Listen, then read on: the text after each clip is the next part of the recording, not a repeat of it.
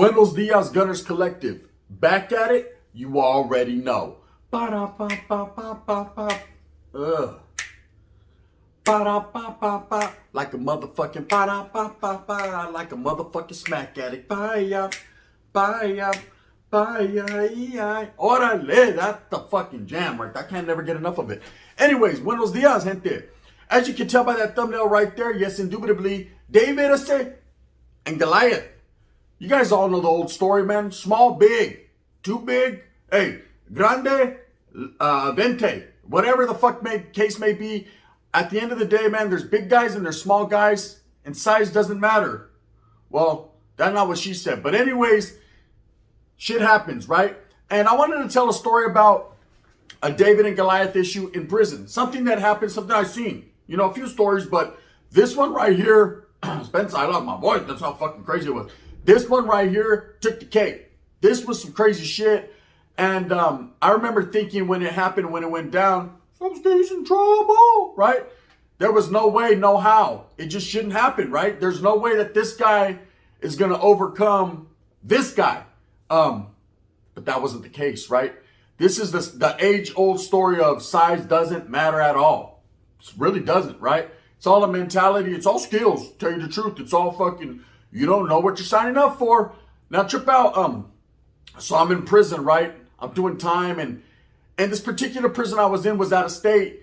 And so it was a little bit more different than California rules and regulations. The policies were a little bit different.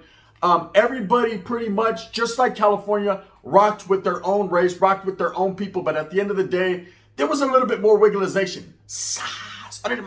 There was a little bit more wigglization, meaning people interacted a little bit more than they would say in California. In California, you already know, stay on your side of the yard, we're going to stay on our side. Bars, that's our bars. That's it.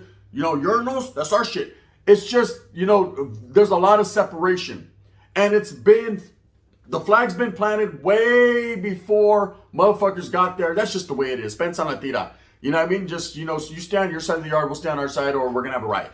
You know, plain and simple, period. There's no other way around it unless there's some business being conducted and those who are in fucking positions say that it's all right, then it's all right. You know, you go mind somebody. Say that with your chest one time. Everyone's going to mind somebody. And we're all minding the guys in the gun tower, period. Now, trip out, for the most part. One never knows, does one. What I do know is this. In this particular prison I was in, it was different. There was a lot of interaction, a lot of willing and dealing going on, a lot of people that weren't supposed to be kicking back with certain people that just were. Okay, and when you have that, that's why politics are good, right? Because when you have that, a lot of interaction, yes, Simone, that sounds good. I'm all for it, right? I'm all for people fucking getting to know each other, and cultures not clashing, but cultures coming together, and it's all good in the hood. But in prison, it's a different animal. Sometimes it's not a great thing because vatos are all in a fight to see who's the hardest, who's the baddest, who's the biggest and the baddest, right? There's just that stigma in prison. That's just the way it is. Everybody wants to show out, show off, and turn up and turn out. And everybody wants to show everyone that they're about their business, right? Anyways, so this one day, we're kicking back on the yarda, and we'd get fish. And fish are new people off the bus. And it was kind of like the movie Blood In, Blood Out. Hey, can I have some of that Texas barbecue? You'd see people get off the bus. You could actually see them from the yarda when the buses would pull up. And for the most part, people would be, I'm playing handball. What the fuck them after's on the bus? You know what I mean? We'll see what happens when it happens. But that was like the highlight of the day. If you just happen to be in a particular position on the fucking track and people pulled up, you took a gander. I said, who's this dude, right? Well, I remember one day the bus pulls up and there's a lot of us on the yarda and we're kicking it on the bleachers. And we're kind of just peeping, surveying the situation. Okay, look at another bus pulled up. They're just locking more motherfucking brown and black men up, sprinkling the whites because they're coming too, right? And so we're looking, and literally, gente, this bus pulls up, the green goose, just like whatever, just like the movies. And I see people start to file off the bus, whatever, they're all shackled together, however, whatever the case may be. And this fucking dude gets off the bus. He's a black man, right? Africano brother. And this vato is so big that when he gets off the bus, you know when a big old fat fucking torta gets off your car and it lifts? This whole bus went, shh. I said, good Lord, this motherfucker. He was at least 6'5", 300 and something pounds. This vato looked like, you ever seen that vato Bob Sapp? The fighter? Bob Sapp? He looked like him, minus crying, right? This Vato got off cross-sided like Debo on some swole shit. I said, oh, there's going to be trouble, there's going to be trouble, right? Because I already knew this guy was going to come to the yard, and maybe he, in particular, wouldn't be a bad guy. Maybe he was cool. You can't judge a book by its cover. But I knew that other Vatos that were on that yard were going to start throwing their check, saying it with the check. They were going to start acting tough and acting a little bit louder and a little bit more boisterous because this big old monster was their people, right? Now, not to say that fucking the brothers on that yard weren't about their business. They were handling their business left and right. Shit. That was one of the yards I was ever on where the brothers was putting it down, right? Viciously and violently. And they do their thing, man. They do their thing. That's a fact. You know, I ain't taking nothing from no one. Everyone does their thing. But they were getting off on this particular yard with the white guys. So anyways, there was already some friction there and some animosity between the white boys and the brothers, right? And that's just the way it was. You know what I mean? A motherfucking Big Al was there and Bonafide. And there were spears being thrown and motherfucking pork chops flying. And that's just the way it was. So anyways, this Vato gets off the bus. Everyone's like, fuck, that's a big old brother. You know what I mean? They're Vato big, right? And I was like, okay, you know, it is what it is. There's some big guys in prison. Just the way it is. Usually they're big getting out, not coming in. But this guy was coming in, like I said, at 6 foot whatever, and he was on swole. So that's it. We do our thing on the yard, play our handball, bury knives, and it's chow time. It's chow time, and he goes to a building right next to mine. It was a 270 design, the way that this fucking prison was. So he goes to the next building. So I'm probably not going to see him as much, only on the yard, if our fucking buildings happen to go out, because the way they did it was certain buildings went out with each other. They switched it up every day. You didn't see the same people in the yard every fucking day. They did that for a reason. It was a way to hinder the communication. It was a way to slow down what was going on. I said, you could never stop it, right? It was always going to be going down. Wheelers were flying. Fishing was rampant. So this Vato, the next day, we're having yard. His building comes out. His compa comes out. And I remember immediately all the brothers on the yard were flocking to him. You know, they're doing their thing. Just like we would. You know, a big-ass homeboy comes like, damn, bro. You know what I mean? Bring it in. Bring it in, right? They wanted everyone to know that this motherfucker with us, right? And so just like we thought, just like we had came to the assumption, because we know what it is, a few of the youngsters started to get a little bit loud, a little cocky, you know? You see that big-ass brother in the yard? Black power, motherfuckers. All right, shit, calm down, brother, shit. Ain't that, I'm with you. I rocked with you. Remember, I'm from up north. So it was all good. I ended up meeting him. His name was fucking S Dog or some shit like that. I forget. It's been a lot of years. But I know that he was a sangre, meaning he was a blood, you know. And he wasn't no sorry whack 100. He was not on your shit. This motherfucker was real. He was about that shit, right? He was about that business. Anyway, so I see him on the yard. We get to talking, you know, conversating. Hey, what's up, man? I'm from Northern California. He's like, yeah, man. You know, I'm from this, whoop-de-whoop. And I'm not going to put his hood out there. It's a very well-known blood neighborhood. That's what he was claiming, you know. And I didn't think for any other reason he wasn't from there because I'm insane. He filled it up with unleaded. He was like, this is where I'm from. You know what it is, man? I got you, right? Yeah, I got you. Thank you, man. So it's good. Like, I'm looking at this dude like, God, did you see he had muscles in his fucking fingers? I had never seen that before, right? This dude was big. He was like a big-ass Samoan, only darker, right? And with the business. So anyways, time passes, and he's there for about 6-7 months. And now he's just another big old lump of coal on the yard. I mean, he's a big old motherfucker that just sits there, doesn't do much, kicks it at his fucking bench. You see him working out, doing dips. This motherfucker, you can see the bars flexing when he'd be doing dips. That's how big this guy was. Goliath like a motherfucker, right? And the white guys are watching. They've been watching, and from what it looks like is they've already targeted him, meaning they've made him a target, which is what you do when you're in prison. If you see a big guy that you know, okay, if this guy gets me in the chokehold, he's going to squeeze the life out of me, right? You target him. Okay, that guy, if it goes down, we're going to need like 5-6 hitters on that motherfucker, right? Because he's too big. There's a conflict in the chow hall between the white guys and the brothers, right? And it had nothing to do with this big dude and the guy that eventually fucking this whole story's about, right?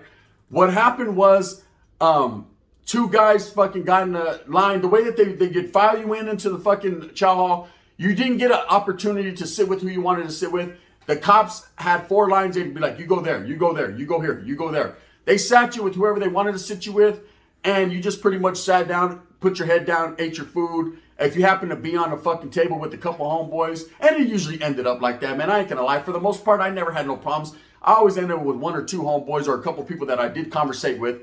You chill, eat, talk, hey, yeah. But there were certain situations where they would put one white guy with three black guys. He'd be all sad. They'd be like, come on, brother, white power, right? He'd be like, come on, wood, right? And vice versa. They'd put a brother with three white guys and they'd be, hey, brother, you gonna eat your salad, right? And it just was different. That's the way it went down. Now, if this was the type of place that if you fucking really felt some type of way and didn't want to eat with the next person, you could just fucking throw your tray in the trash. I've seen it happen. People just throw their tray in the trash and walk right out, hungry than a motherfucker. Oh shit, that was a hamburger, right? But they're just like that. Some people just can't, you know? They can't, I'm gonna throw up all over this motherfucker if I have to eat with that brother, right? It was an odd way of thinking, but prison was prison. You know, people fucking, like I said, they have an image to uphold. Anyways, so this brother man and this white guy get in an argument in the line. I don't know if someone stepped on someone grazed someone's butt. Whatever the case may be, an argument ensued and the whole chow hall got up. It was about to go down, but it didn't. The cops were like, say something, bitch. I'm just trying to get my lasagna, right? Motherfuckers didn't want no battle, with the cops at least, right? But oh yes, it will spill over to the yarda. So of course we have yard after chow and it's buzzing, cousin. You can feel the electricity in the air. Everybody's talking about what happened at the chow. Everybody's like, stay on your toes. All the homeboys, there was all four of us, right? Stay on your toes, bro, because it could go down. And if anyone comes our way, homes, you know what I mean? Stick and cut. Orale, you know what I mean? So get up, Chucky, and get down, Spider. We're going to handle our business to the best of our capabilities, because fuck that, we ain't going out like that. But usually when it's a black and white thing, man, we would stand back. I didn't see much of it in prison, you know? It was very rare for me to see that. But I would stand back and that's their business. I'll let them handle their business. Anyways, so this big dude is on the yard. He's already established himself as not, I don't know, shot caller, whatever you would call it. They admire him. Put it like that, right? What he says pretty much, he was like a mix between, like I said, Suge Knight and Bob Sapp. Just a big old brother, right? Head bigger than whatever, right? So anyways, the brothers are over there huddled by their table. They're chopping it up. So I get at this crib, man, like, hey, bro, you know what I mean? It's about to go down. Let me know so I can unbury something, you know what I mean? He was like, damn, you got that deep in your ass? I was like, no. You know, well, the way that my bank account worked, right? Anyways, listen, I just need to know, bro, is it going to crack with the white guys? You know what I mean? So, you know, where we stand in this shit? Are we good? The wind's blowing, are we good? He was like, nah, bro, we're just going to check these dudes. I said, all right, it's going to go down. Because these white boys ain't playing, bro. They ain't going to just be checked. Spend Holmes. I don't give a fuck what people think or what you say. This is prison. And in prison, you don't check anybody. And the brothers know this. And they best believe this. The brothers are strong. SA's the deepest. And we're watching from a distance. The Southsiders are over there like, okay, right? And we're looking at them. They're looking at us. We're looking at them. They're looking at us. We're looking at them. We're already communicating with our eyes, letting each other know, we ain't in this shit. And it's the same thing over there. Everybody wants everyone to know, fuck that. This doesn't involve us, right? This is a black and white thing. We're just a brown man trying to get by. You know what I mean? For once, it ain't a north and south issue, right? So you see the brothers, about 6 or 7 of them start walking across the yard, and you see the white guys meet up. It looks like warriors come out and play, hey? Like 2 gangs about to fucking go at it. You, motherfucker, you! That's what the brothers are saying, the white guys. You ain't gonna win, Doc, right? Anyways, they're fucking crossing the yard, and we're like, watch out, the black guy with the knife, right? You could see the shit unfolding in front of you. It's like a good movie. Popcorn and shit. And we're all kicking back by the bleachers like, just waiting for the yard to erupt, right? Because you can see all the brothers over here and all the white guys over here. It's going to go down. Something's going to happen. To what degree of happen, I can't call it, but it's going to go down. And anyway, so that big brother, man, the giant, right? He's, of course, leading the pack. He's mobbed, slow as a motherfucker, right? But big. You know, you can feel his footsteps.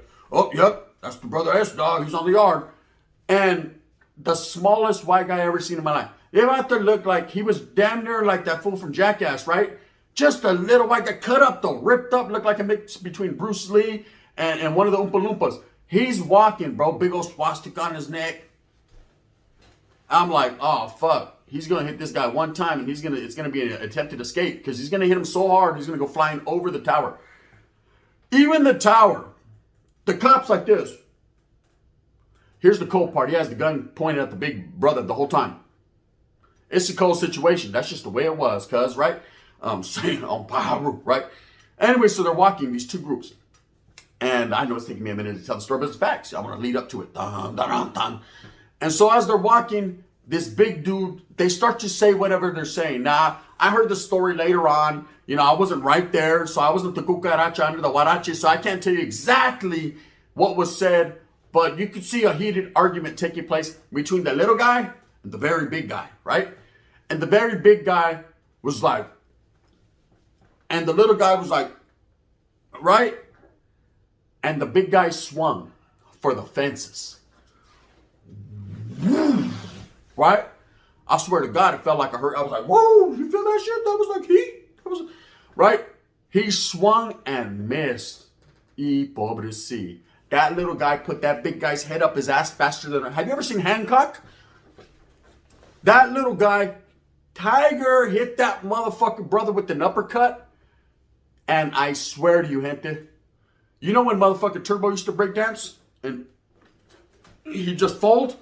That big brother folded like a damn lawn chair, host. And that little dude was on him like a motherfucking pit bull. Boom, boom, boom, boom, boom. I swear to God, he stopped in the middle and did the ravishing Rick Rude and just was boom, boom.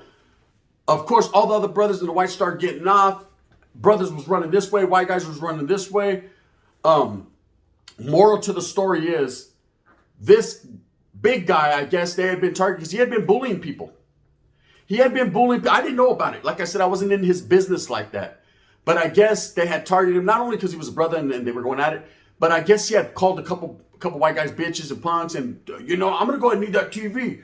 But we're watching, we're over here watching the Fall Guy. Well, guess what? Fall off your butt, guy, and give me that shit, right? Hey, and by the way, I'm going to need this case of soups, too. He had been punking dudes and beating dudes, so they wanted to get him, and they went and found this little dude. Now, little did everyone know, this little dude used to be a Golden Gloves boxer. You don't know everyone's fucking story in prison. You think you do, but you don't, right? This big guy was nothing more than just a gang member, Holmes, with some size that was punking people. And this ain't to say the blacks and the brothers didn't have it, because I'm going to tell you right now, the white guys took L's that day. Them brothers would break, get over here. They were breaking people's backs, right? And them white guys were scrambling, right? But that first one, you know, that big dude, he couldn't help. He was like this. He was snoring, right? That little dude was on. That little dude hit him about 50 times after he was already knocked out. He was serving him. You know what I mean? He was giving him everything that he wanted. He hit him for every soup he ever stole from anyone, right?